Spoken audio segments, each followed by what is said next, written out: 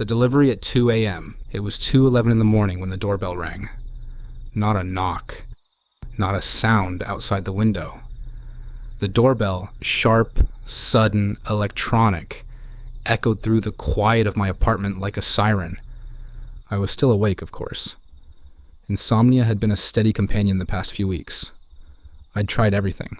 Melatonin, sound machines, even old guided meditations I used to laugh at. But nothing worked. Some nights, I just lay in bed, staring at the ceiling. Other nights, like this one, I wandered the apartment in a sleepy daze, waiting for exhaustion to win. So when the doorbell rang, I wasn't groggy. I was alert. Confused, sure, but alert. I froze in the hallway, mug of half-drunk chamomile in hand, and stared at the front door. Then, the intercom crackled. "We have a delivery for you." A voice, flat, almost mechanical. No background noise, just that. I set the mug down on the hallway table and pressed the intercom button. "Who is this?" Silence. I reached for the display panel, the little black and white camera feed that showed the doorstep. Nothing. No one there. Just the empty landing outside my door. A potted plant in the corner. The welcome mat. Still air. Another long silence. Then a soft click, like the other end had hung up. I didn't open the door. I'm not that kind of horror movie character. I triple locked it and turned every light on in the apartment. Then I sat on the couch with my phone in one hand and a kitchen knife in the other. Nothing else happened. No knock, no footsteps, no second ring. By 3:30, I convinced myself it had been a prank. Maybe a neighbor messing around, maybe a glitch, maybe someone high, lost, mistaking my apartment for theirs. I didn't sleep that night. 2 days passed. The world kept spinning. Work, errands, dishes, laundry. I told a friend about it over text, trying to make it sound funny. "Amazon Prime's getting bold," I joked. And then on Thursday morning, there was a box. No knock this time. Just there, when I opened the door to grab the mail. Small, cardboard. No label. No markings. No return address. No recipient name. Just sitting dead center on the doormat, like someone had taken great care to place it exactly there. I brought it inside carefully, like it might explode if jostled. The tape was old, yellowed at the edges, the kind that leaves behind sticky strings when you peel it. I opened it slowly.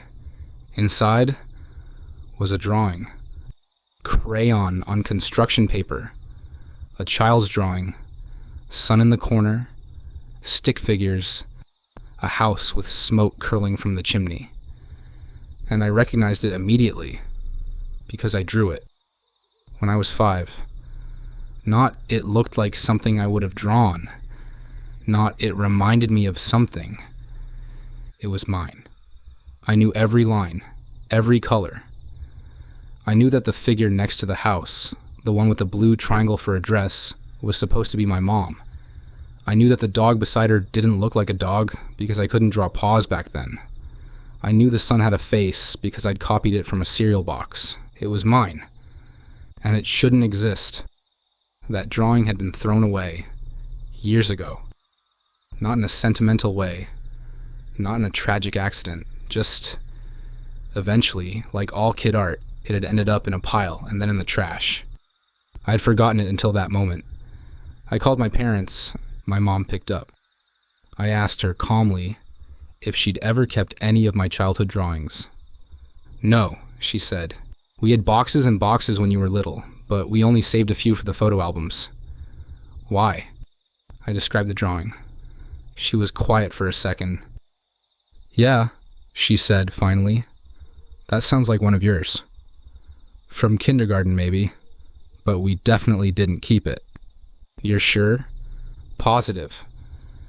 I didn't tell her it had just shown up at my door. I went through the box again. No other contents, no notes, no receipts. Just that single sheet of paper. I examined the drawing under the kitchen light. The edges were worn, faded.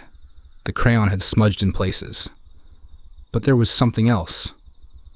Something I'd never noticed as a kid. In the bottom right corner, in barely visible pencil, was a tiny mark. A symbol. Almost like a signature.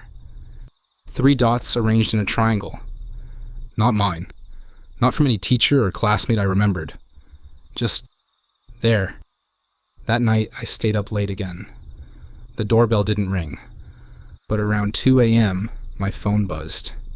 A single text from an unknown number. We hope it found you well. No number, no reply option. Just that. I deleted it without thinking. Then, a few minutes later, wished I hadn't. The next morning, the box was gone. I know how that sounds. I swear I didn't move it. I'd left it on the table, right by the kitchen window. And the window was still locked. No signs of a break-in. No footprints on the floor. Just gone. But the drawing wasn't. It was pinned to the refrigerator. Not with magnets. With 3 tiny pushpins. 1 in each corner. Except the bottom right. That corner was folded under. I thought maybe I'd imagined the symbol. Maybe I was tired, stressed, inventing patterns. But when I unfolded it again, the triangle of dots was still there. 2 nights later, another box arrived. Same size. Same unmarked design. This time, I didn't wait until morning. Inside was a cassette tape. Just a blank tape, no label. I don't own a cassette player. But I do work in digital media, and the office had one for converting old audio archives. I brought it in under the guise of testing some old family recording. The tape had exactly 27 seconds of audio. No voices, just the sound of a crayon scratching across paper. Then footsteps. Then a child's voice. Mine, unmistakably. Humming a tune I'd forgotten I knew. And at the very end, a door creaking open. That night, I dreamed of the hallway outside my childhood bedroom, of someone standing at the end of it holding a box, not walking closer, just standing there, waiting.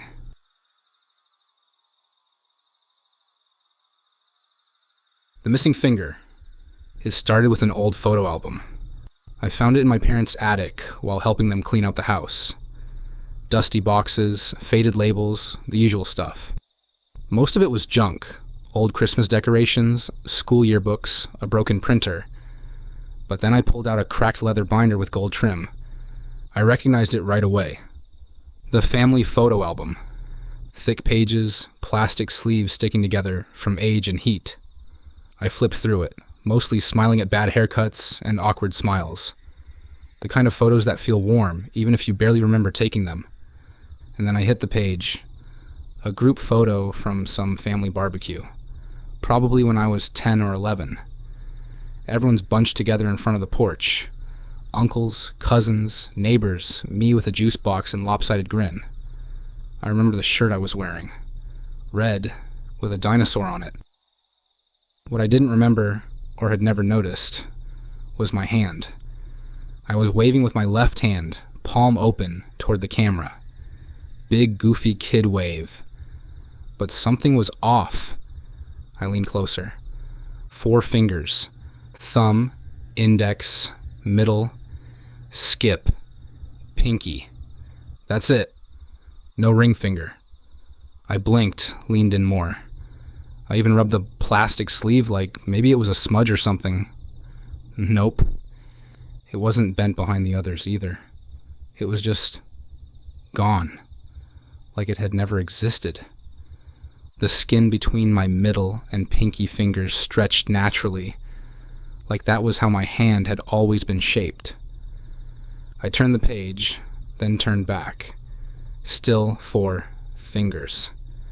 A weird chill crawled up my spine. I checked other photos from that day. Me holding a hot dog, me playing tag with a cousin. My hand wasn't visible in any of them. Just that one. I snapped a photo of the picture with my phone and showed my mom. "That's weird," she said, frowning. "You've always had all 5 fingers, haven't you?" "You would have noticed if I didn't," I said, half laughing. "Of course," she said. "I mean, right?" We both laughed it off, but I could tell it unsettled her too. That night, back at my place, I kept thinking about it. It wasn't just the missing finger. It was how perfect the absence was. Like the hand was built that way. Not injured, not photoshopped. Just designed from the start to have 4 fingers. I took the photo out of the album. Yeah, I know, probably shouldn't have. But I wanted a better look. No name on the back, no date. Just the image. I left it on the kitchen table and went to bed. And I had this dream. Maybe not even a dream. More like a half-sleep vision.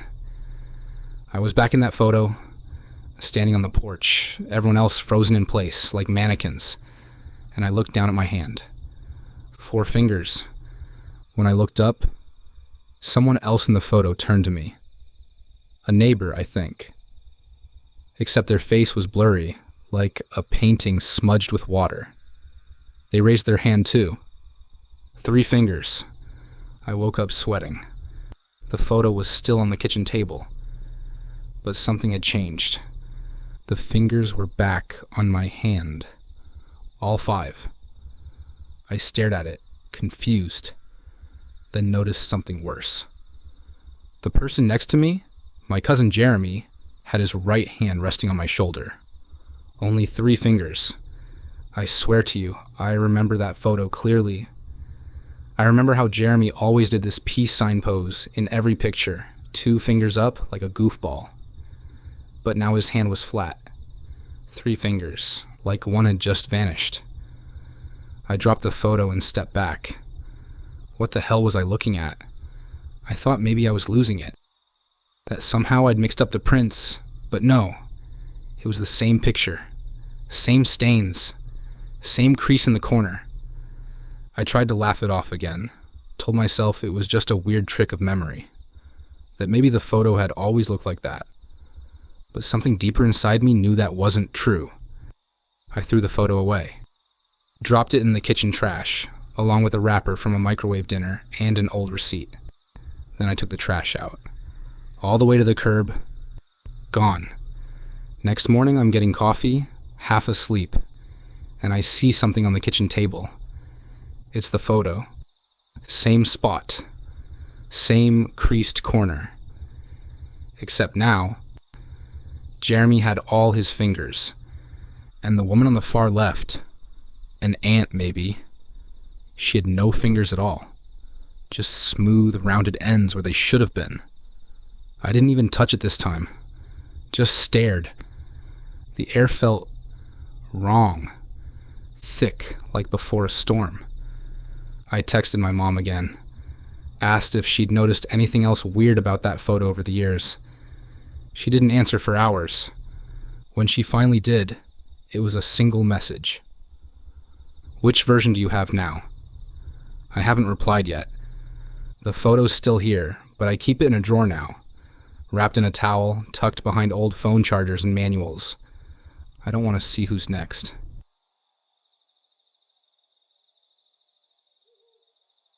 Behind the faucet. It started with a sound. A soft, metallic click, almost like something small getting caught. It didn't happen every time, just occasionally, just maybe once a day.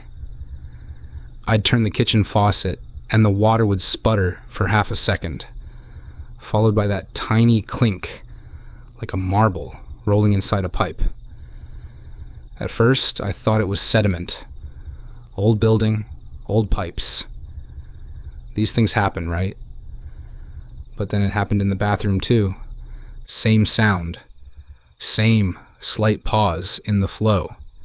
Then the water would come out normally, cold and clear. But it didn't feel right. Not the water itself, exactly. Just the act of using it, like something was resisting or watching. I tried not to think too hard about it. I'm the kind of person who gets in their head easily. Start noticing a creaky floorboard and convince myself the entire foundation is rotting. So I told myself it was nothing. Until one morning, brushing my teeth, I leaned closer to rinse and caught something strange in the corner of my eye. Movement inside the faucet. I froze, staring straight into the opening of the tap. Nothing moved now, but something had. Something round, smooth, reflective, like an eyeball. I jerked back, knocking my toothbrush into the sink. Water sprayed across the counter as I fumbled to shut it off. For a few minutes, I just stood there, heart pounding. Eventually, I unscrewed the little filter cap at the tip of the faucet. Inside, it was damp and gritty, but otherwise normal. No bugs, no hair, no eye. Still, I couldn't shake the feeling I'd seen it. Just for a split second. A round, wet shape staring back at me. I called the building manager later that day. He sounded half asleep. Yeah. No. We had the pipes checked last year. New filtration system, remember? Right, but I think there's something in the pipes. A pause. Like, what kind of something? I didn't know how to answer. Never mind, I said eventually. Just, if anyone else complains, let me know. He didn't. That night I couldn't sleep. I kept thinking about the water, wondering where it came from. Not in a philosophical way. Literally, where did my water come from? A reservoir, a treatment plant, a tank on the roof. I got up around 2 a.m. to grab a drink, still groggy, still uneasy. I turned the faucet. It sputtered, clicked. Then the water ran clear. I filled a glass, let it sit on the counter, just stared at it. That's when I heard it. A voice, right behind me, soft, right at the edge of a whisper. Water's not cold tonight, is it? I spun around, heart slamming into my ribs. No one there. I walked through the apartment, turning on lights, checked the locks, the windows. Empty. I didn't sleep after that. The next day, I asked my upstairs neighbor if they'd noticed anything strange with their water. Like what? She asked. I don't know. Sounds or the water feeling off. She just laughed. You need better filters, man. That night, I didn't drink from the tap.